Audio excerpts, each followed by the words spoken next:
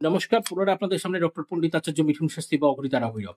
আপনাদের প্রচন্ড পরিমাণে নেগেটিভ শক্তি আপনাদেরকে ঘিরে ধরেছে। আপনার নেগেটিভ শক্তি থেকে বেরোতে পারছেন না বাস্তুতে। ওকে, তো আপনি যেই ঘরে বাস্তুতে যেই ঘরে ঘুমান বা প্রচন্ড বাজে স্বপ্ন আসছে বা বাজে কিছু আসছে, প্রভাব আসছে বা অনেক কিছু ভুলভাল অনেক কিছু দেখছেন বা অনেক কিছু বাড়ির মধ্যে ঢুকলে মানসিক স্ট্রেস চলে আসছে।